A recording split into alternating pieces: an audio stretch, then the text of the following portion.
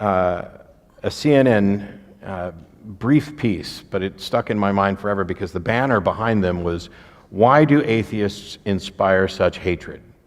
Of course, I immediately point out the question is flawed because it presumes that we're the ones inspiring this, rather than why is hatred directed at atheists? Hey guys, welcome back to the channel. Today I stumbled across this video where Douglas Murray, a British atheist author, sits down with Matt Dillahunty from the Atheist Experience to discuss religion, secularism, and whether atheists in the West should be worried about what is coming next. And let me tell you, there is a moment in this video where Matt describes a CNN panel that was asking why atheists inspire so much hatred. And when he reveals who was actually on that panel to answer that question, my jaw hit the floor. So make sure you watch until the end, and please comment down below where you are watching from. I really love to see people from all over the world connecting in here. All right, now let's get into the video.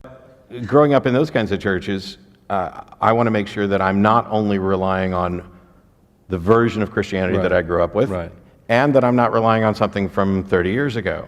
So I will go to some of the churches. The mega churches,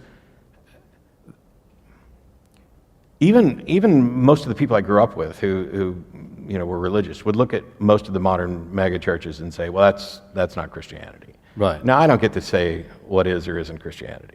That's for them to decide.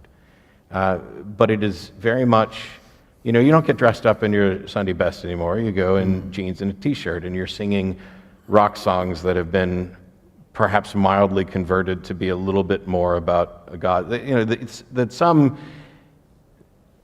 atheist on LSD wrote this song for the secular world, and the church has managed to co-opt it, and they've co-opted the slogans from everything. You'll have T-shirts of the McDonald's shirts, and they'll twist the McDonald's logo to be about Jesus and all this stuff. How do they do that? It is. What?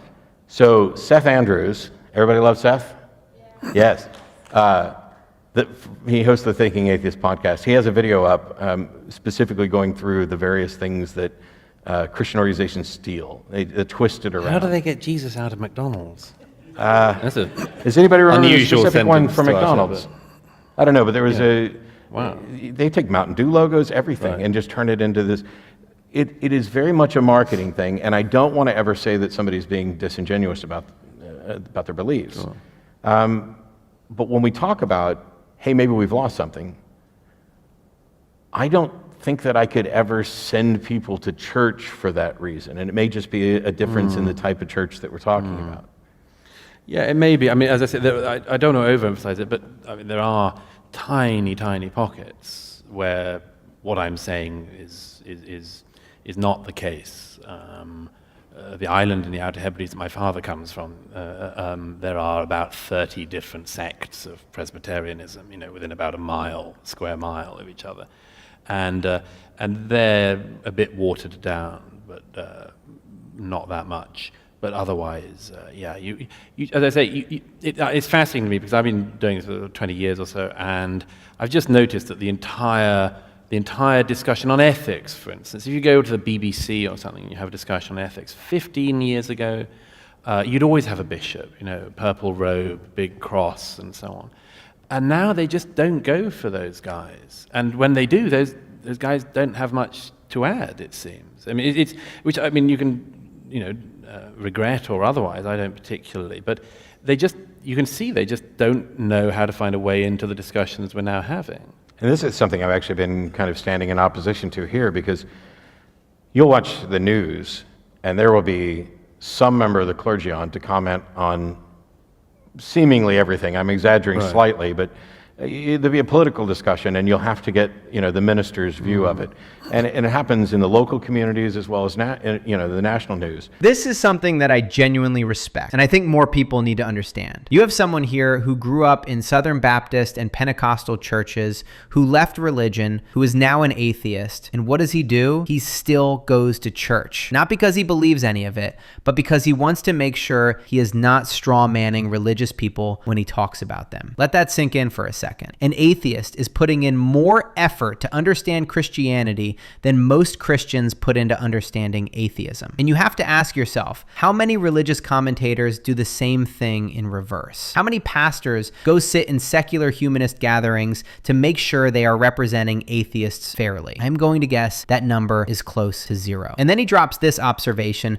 that I think is really important. He says that most of the people he grew up with, the religious people from his childhood, they would look at modern megachurches and say, that is not Christianity. And here's what fascinates me about that. Because who gets to decide what is and is not Christianity? He makes the point himself. He says, I do not get to say what is or is not Christianity. That is for them to decide. And he is right. But here's the thing. Christians also cannot agree on what Christianity is. You have got tens of thousands of denominations all claiming to have the correct interpretation. And when he describes these modern megachurches where you show up in jeans, you are singing rock songs that have been slightly modified to be about God, and he even jokes that some atheist on LSD probably wrote the original song before the church co-opted it. That is not me being mean. That is literally what he said. And it is funny because it is true. The modern evangelical marketing machine will take Mountain Dew logos, McDonald's slogans, secular rock music, and just slap Jesus on it. And then you get to the criticism he always receives. People say, oh, you only ever talk about Christianity. Why do you not talk about Islam? And his answer is so simple, because it is a call-in show, and that is what people are calling in about. He is in Texas. He is in the United States. Christianity is the dominant religion. Of course, that is what comes up the most. It is not bias. It is just math. It is just demographics. And I think this is a point that a lot of atheist content creators can relate to. You talk about what is relevant to your audience and your environment.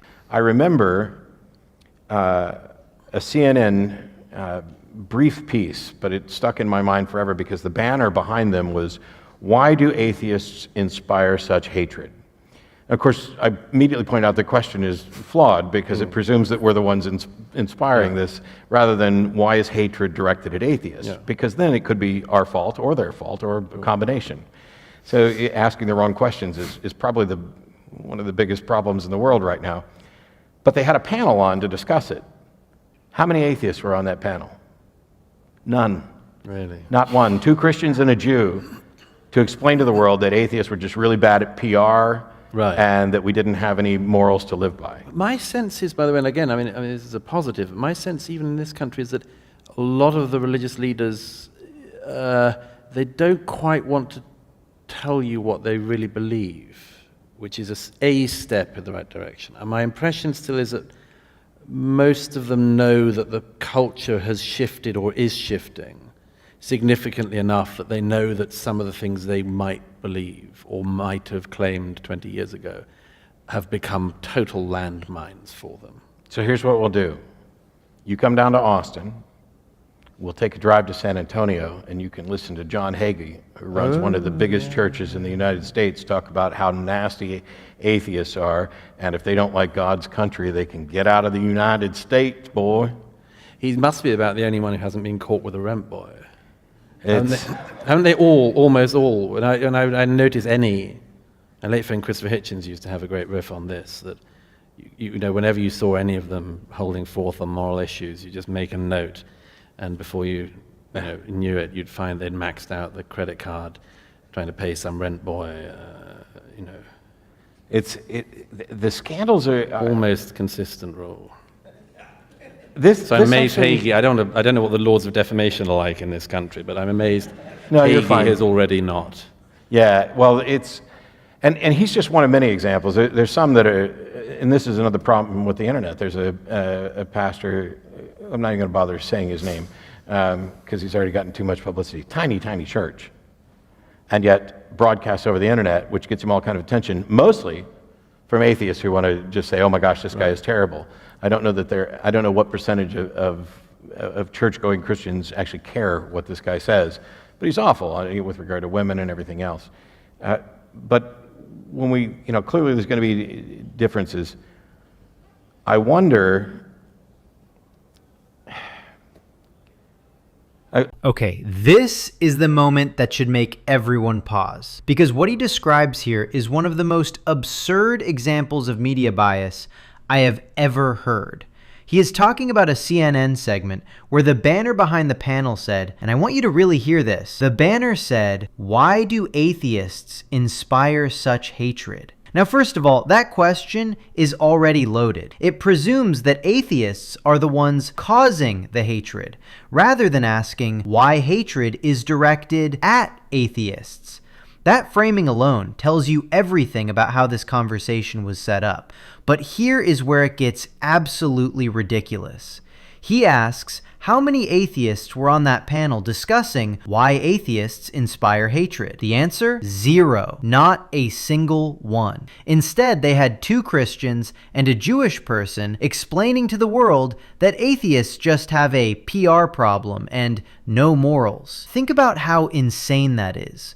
Imagine if CNN did a segment asking, why do Christians face persecution? And then they put 3 atheists on the panel to answer with no Christians present. People would lose their minds. And they would be right to lose their minds. But when it is atheists being discussed without any atheist representation, apparently, that is just normal programming. And then he brings up John Hagee. For those who do not know, Hagee runs one of the largest megachurches in the entire United States. Tens of thousands of members. Massive influence. And what is his message about atheists? If they do not like God's country, they can get out. Just leave. That is the level of discourse coming from one of the most powerful religious leaders in America. Not engage with their arguments, not try to understand their perspective, just get out of the country. And then Douglas Murray, who is also an atheist, makes this observation referencing Christopher Hitchens. He says,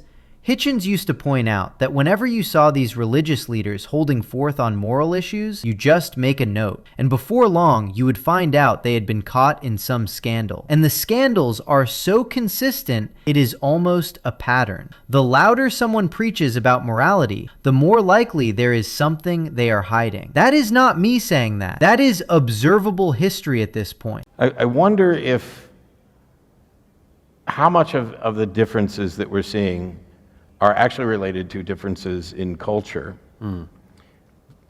Because I have some rather troubling questions related to culture. And as you've spoken a lot about issues related to multiculturalism, I figured maybe we could address some of that, because what does it mean to say British culture, Western culture? Is there even enough uniformity of value for that to be a meaningful phrase? And what is it that we should be worried about losing if that's diluted? Yeah, that's a huge one. We're all trying to think about this at the moment. And there are versions of it that sound nicer than others. Some are horrific. We have this big discussion now, what is our culture, what is Britishness, what is... And every country in Europe is having that discussion, and I hear it here, I hear it in Canada. Sort of constant self-examination. There's nothing wrong with that in a way, although it can cause what I regard as being a kind of breakdown. I mean, if you said to any individual all the time, who are you, what are you, you'd end up on the couch quite fast. And I think it might be the same for societies. If you just keep asking what you are rather than just getting on with it, you can kind of instigate an increased nervousness. I think my instinct is to not care. Right. I'm happy to adopt whatever labels apply to me and to explain what those labels are, but there's nothing about me.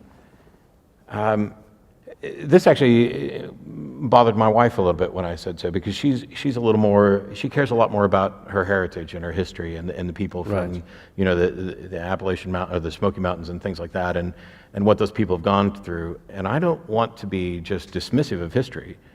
But one of my ancestors was the preacher who was the founder of one of the first 3 Baptist churches that became the Southern Baptist Convention. And apart from it being novel, I don't care about that. Right. But there are also people in my past and cultural ties I could make that I would be that I don't view as negatives. Right. But they're not me. No, but there's another French philosopher, Alain Finkielkraut, who recently said in an interview something I was very struck by. He said, we in France used to think that what we had was worth taking around and giving to the rest of the world.